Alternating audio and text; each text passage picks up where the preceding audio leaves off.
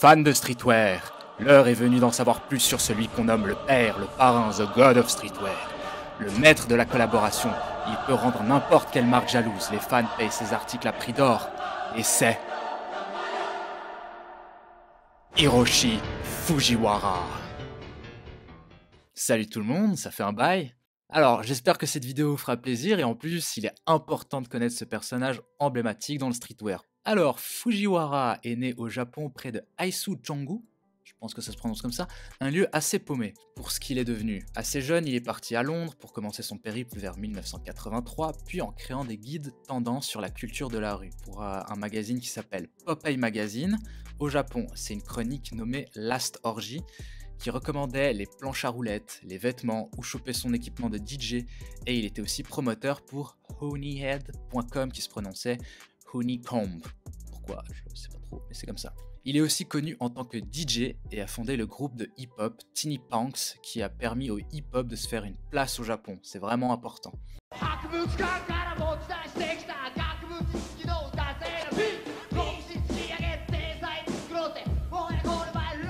Il a inspiré beaucoup de designers comme le créateur de A Bathing Ape, Nagao, qui a été surnommé Nigo par un de ses employés, qui signifiait numéro 2. Pourquoi? Parce que Fujiwara, il est numéro 1, bien évidemment. De plus, Fujiwara a travaillé de près avec un certain Junyo Takashi, en créant la marque AFFA, qui est Anarchy Forever, Forever Anarchy, et Junyo est devenu plus tard le fondateur de Undercover. Tout est lié. Il a même donné un taf à Shinseku Takizawa dans l'industrie du vêtement, en créant des produits pour le label Major Force, et finalement, Takizawa est le fondateur de Neighborhood, et c'est pour ça que Fujiwara est le daron du streetwear. Pourtant, contrairement à ses collègues créateurs tels que Reikawa Kubo, Yoji Yamamoto, Issey Miyake, Fujiwara, son truc c'est la rue, le vintage, le skateboard, le hip-hop. Sa vision a commencé à se créer quand il a pu rencontrer Shaun Stussy lors d'un voyage aux États-Unis. De plus, Fujiwara fut honoré en devenant un membre de la Worldwide Stussy. C'est ce qui lui a permis d'avoir des produits gratuits de Stussy qu'il a pu distribuer à ses potes à Tokyo, et la marque s'est fait connaître là-bas comme ça. En 1990, Fujiwara lance Good Enough, son premier projet solo. Il s'est inspiré de Stussy et le label anglais BMX Anarchy Adjustment. La marque a commencé à utiliser des graphiques, des logos du style NASCAR. La marque a très vite grandi, c'est pourquoi Fujiwara s'est placé un peu en retrait pour que la marque ne soit pas trop liée à son nom, pour éviter que les gens achètent Good Enough parce que c'est Fujiwara.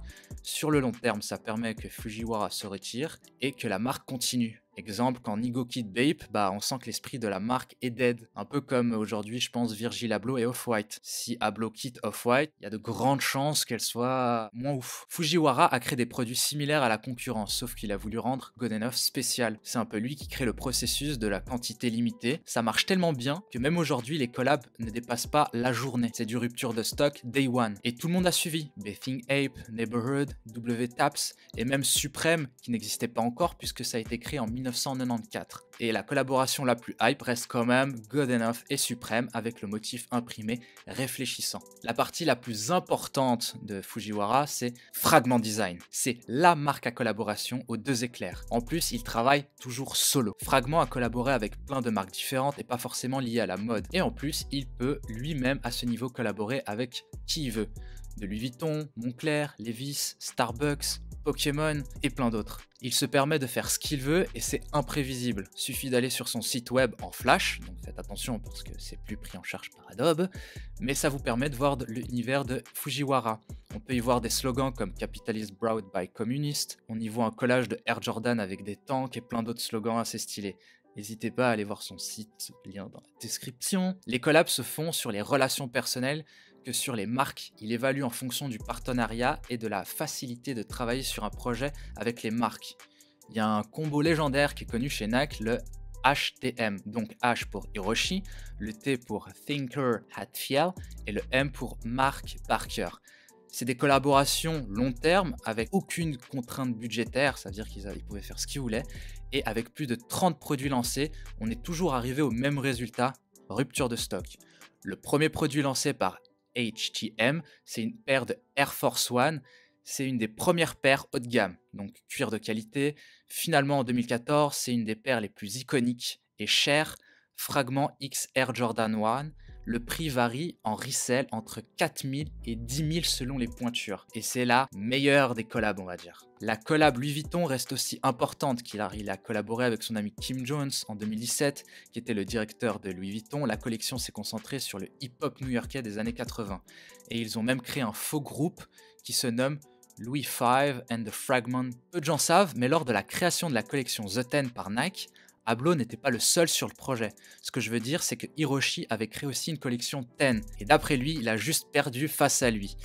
Mais je suppose que Virgil était beaucoup plus médiatisé que lui. Donc Fragment X Nike aurait fait aussi rupture de stock, mais je pense qu'au niveau de la com, à ce moment-là précis, ça aurait fait beaucoup moins de bruit qu'avec Off-White. Et je trouve ça dommage, mais faut pas perdre espoir, parce que même lui, il a dit peut-être qu'un jour, elle verra le jour. Au final, ce qui fait que Fujiwara est en haut du podium, alors que je trouve qu'il reste super discret, comparé à d'autres créateurs, c'est sa façon d'amener les choses. Son inspiration pour la scène hip-hop et punk, quand il était jeune, le fait qu'il a pu monter le niveau de streetwear à un niveau plus élevé, tel que le haut de gamme ou le luxe grâce aux sneakers, sa compréhension du rare, des articles, le fait d'avoir augmenté la hype avec les objets limités, même si malheureusement il y a du mauvais côté avec le resell.